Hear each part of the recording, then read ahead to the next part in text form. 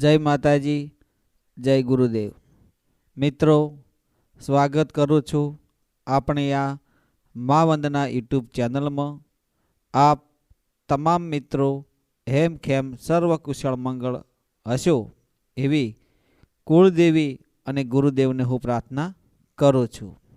મિત્રો, ચૈત્ર મહિનાની 9 દિવસની નવરાત્રિમાં જો તમે કુળદેવીને આટલું કરશો તો તમારો બેડો પાર।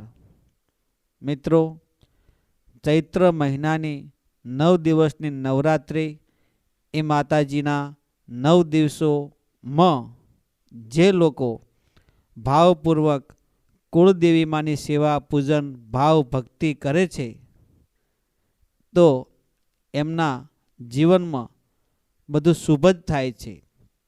એમના ઉપર કુળદેવીની કૃપા અપરંપાર રહે છે। અત્યારના સમયમાં તમે અને હું બધા જાણીએ છીએ કે બધાને સુખ જ જોઈએ છે, કોઈને દુઃખ તો જોતું જ નથી। ઘર સારું હોવું જોઈએ, ઘરમાં રહેણી કહેણી સારી હોવી જોઈએ, લોકો આપણો કહે એવું કરવા આપણે બધા ઈચ્છતા હોઈએ છીએ। આપણે જે કહીએ એ લોકો કરે એવું તમે ને હું ઈચ્છતા હોઈએ છીએ।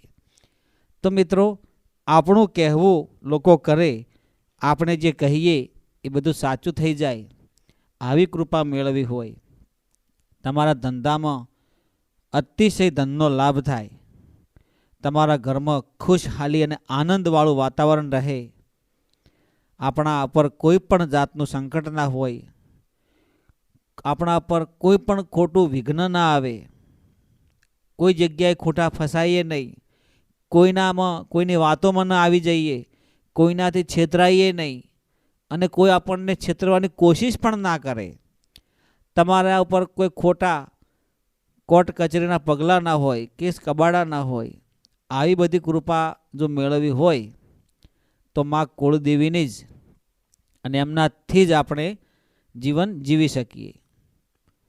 મિત્રો, પહેલાં તો કુળદેવી માનો આભાર માનજો કે તમે સવારમાં જે વહેલા ઊભા થાવ ને, સ્વસ્થ હેમખેમ અને શારીરિક રીતે સંપૂર્ણ રીતે હેમખેમ ને સાજા ઊભા થાવ તો એ પરમને ચમત્કારિક છે। એ જ તમારા માટે મોટો ઉપકાર છે કુળદેવી માનો, એમનો આભાર માનજો કે તમને સવારમાં રોજ વહેલા તંદુરસ્ત ઊભા કરે છે। એટલે કુળદેવી માનો પહેલાં તો આભાર માનજો કે તમને હેમખેમને સાજા તાજા રાખે છે। ન કે કોઈ માણસને આંખ નથી હોતી, કોઈને કાન સાંભળવા માટે પણ નથી હોતા, આંખો પણ નથી હોતી, કોઈ બોલી પણ નથી શકતા, કોઈ ચાલી પણ નથી શકતા, કોઈને હાથ પગ અમુક તમે જોયા હશે તો વિચાર કરો એ લોકોની જિંદગી કેવી હશે। તો તમે વિચાર કરો કે તમારું શરીર હેમખેમ ને સર્વ કુશળ મંગળ હોય તો તમે જે ધારો એવું કર્મ કરી શકો છો। તો સમજવું કે તમારા ઉપર કુળદેવીની અસીમ કૃપા છે। મિત્રો, કહેવાય છે કે ઘર એક મંદિર છે અને એ જ ઘરમાં તમે અને તમારો પરિવાર રહે છે। જો ઘર સારું હોય તો પરિવાર સારો હોય, પણ ઘરમાં ક્લેશ કંકાસ ઝઘડાઓ ચાલતા હોય તો એની અસર બાળકો ઉપર પડે।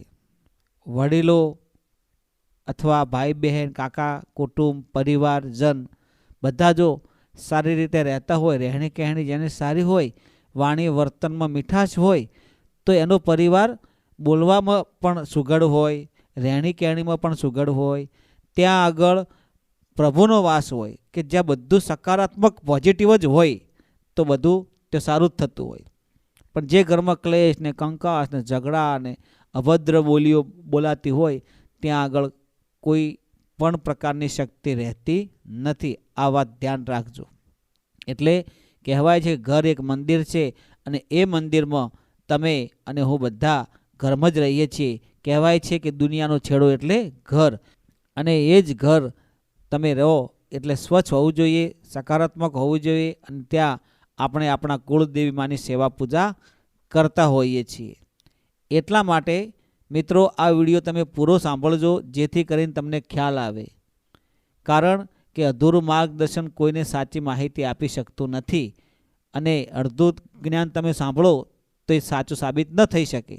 એટલા માટે વિડીયો પૂરો જોજો અને તમે કયા ગામથી કયા જિલ્લામાંથી જોઈ રહ્યા છો એ પણ તમે કોમેન્ટમાં લખજો। મિત્રો, પહેલાં તો ચૈત્ર મહિનો આવે એટલે આપણે રહેણી કહેણીમાં સુધારો લઈ દેવો. બીજું કે માતાજીનું મઢ મંદિર જે હોય તે સ્વચ્છ કરી દેવું.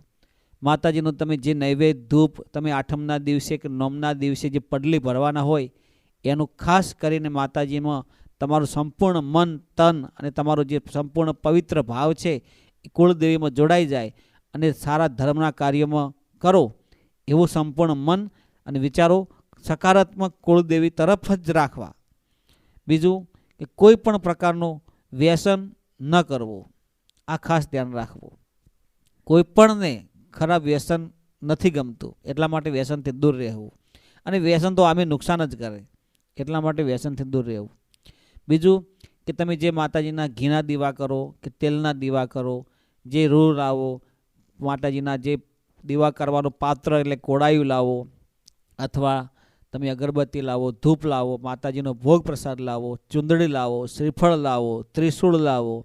જે કંઈ તમે નવું વસાવવાના હોય એ તમે સ્વેચ્છાએ તમે માતાજીને જેવા ભાવથી તમે ભક્તિ કરો એ પ્રમાણે તમે લાવી શકો છો અને એમની પૂજા કરી શકો છો. મિત્રો, પૂજા એવી કરજો કે નિસ્વાર્થ હોવી જોઈએ, બધાનું ભલું થાય એવી હોવી જોઈએ. જો તમારો ભાવ સાચો હશે ને તો બીજા બધાનું તમારા કુટુંબમાં ભલું થઈ જાય. એક જ માણસ જો સારું કરવાની કોશિશ કરે તો બીજા બધાનું ભલું થઈ જાય. આ વાત યાદ રાખવાની. તમે એકલા સારા બની જાઓ તો ઓટોમેટિક બીજા બધાના ઘરમાં ભલું થઈ જાય. એટલે કુટુંબ પરિવારમાં સંપ રાખજો, એકતા રાખજો, તો કુળદેવીમાં ઓટોમેટિક તમારું ધારેલું કાર્ય સિદ્ધ કરી નાખશે. માતાજી પણ જાણે છે કે આ લોકોમાં સંપ હશે, એકતા હશે તો મારે જવું પડશે. પણ જ્યાં સુધી તમારો ભાવ સારો હશે, એકબીજાની નિંદા ઈર્ષ્યા અદેખાઈ તમારામાં નહીં હોય તો જ કુળદેવીમાં આવશે. ન કે જો ભાઈ ભાઈનું કુટુંબ પરિવારનું એકબીજામાં જો ઈર્ષ્યા અદેખાઈ અને મનમાં જો વહેમ હશે, શંકા કુશંકાઓ હશે તો કુળદેવીમાં તમારા એકેના કામ નહીં કરે. આ વાત યાદ રાખજો. એટલે આ બધું મનમાંથી મેલ કાઢી નાખજો અને બધા એક સંપ થઈ અને નવરાત્રિમાં માતાજીનો ઉત્સવ એવો ઉજવજો કે કુળદેવીમાંની અસીમ કૃપા તમારા ઉપર થઈ જાય. મિત્રો, જે લોકો માતાજીને માને છે એમના પર કુળદેવીમાંની દયા તો હોય જ છે, પણ સાથે સાથે માતાજીને નમન કરજો, વંદન કરજો સાચા ભાવથી અને એમને કહેજો કે હે માં, અમને સદબુદ્ધિ આપજે, પૈસો તો આપજે, અમારામાં કોઈ પણ પ્રકારની બીમારી ન આવવા દેતી, ધંધામાં પ્રગતિ આપજે, સગાવાલામાં પ્રેમ આપજે અને સદબુદ્ધિ આપજે, ક્લેશ કંકાસથી દૂર રાખજે, દુશ્મનોથી દૂર રાખજે, આનંદ ભરપૂર આપજે અને વાણીમાં મીઠાશ આપજે. મા જોડે, કુળદેવીમાં જોડે એવી પ્રાર્થના કરજો કે જેથી કરી અને આપણું જીવન સુધરી જાય, આપણો બેડો પાર થઈ જાય. મિત્રો, હું એવી આશા રાખું છું કે જે કરો એ ધર્મના કાર્યમાં આગળ રહેજો, સેવા પૂજા કરજો અને નિસ્વાર્થ પૂજા કરેલી ક્યારેય નિષ્ફળ જતી નથી. એટલા માટે કુળદેવીમાં તમને ચોક્કસ એનું શુભ ફળ આપશે, આપશે ને આપશે. તો મિત્રો, તમે અને હું બધા આપણે ચૈત્ર મહિનાની 9 દિવસમાં એક બ્રહ્મચર્યનું પાલન કરવાનું છે. બીજું, માતાજીના અખંડ દીવા કરજો, બની શકે તો ઉપવાસ કરજો, બની શકે તો એક ટાણો પણ તમે કરી શકો છો. જે કરો એ ગુરુજીના અને વડીલોના આશીર્વાદથી જ કરજો અને ઘરમાં બધા એક મન અને એક તન અને એક સકારાત્મક વિચારથી સંપ રાખીને જીવન જીવવાની કોશિશ કરજો. એ ધીમે ધીમે ઓટોમેટિક તમારી પ્રગતિ થવા લાગશે. ખાસ કરીને મા બાપના આશીર્વાદ લેવા, ગુરુજીના આશીર્વાદ લેવા, વડીલોના આશીર્વાદ લેવા અને માતાજીના આશીર્વાદ લેવાથી આપણો જીવનનો જે બેડો છે, આપણા જીવનનો જે મર્મ છે, આપણા જીવનમાં જે કાર્ય કરવા માટે આપણે અવતર્યા છીએ એ કાર્ય આપણો સફળ થઈ જાય. અને જ્યારે આપણું જીવન સફળ થાય ત્યારે પાછળથી લોકો આપણને યાદ કરે. એવું કાર્ય ધર્મનું કરજો જેથી કરી અને તમે અને હું બધા સુખી થઈ જઈએ અને ઘરનો બેડો પાર થઈ જાય. એવું કંઈક કરતા રહેજો. ચૈત્ર મહિનાની નવરાત્રિમાં ખાસ યાદ રાખજો કે માતાજીના દીવા, ધૂપ, અગરબત્તી કરો એ વખતે તમારાથી કોઈ ખોટું કાર્ય ન થઈ જાય, કોઈનાથી ખોટું બોલાય નહીં, ખોટી રહેણી કહેણી ન થાય, ખોટા વિચારોથી દૂર રહેજો અને એક તન મન થતી માતાજીની ભક્તિ કરજો. એવી હું આશા રાખું છું. મિત્રો, જય ગુરુદેવ, જય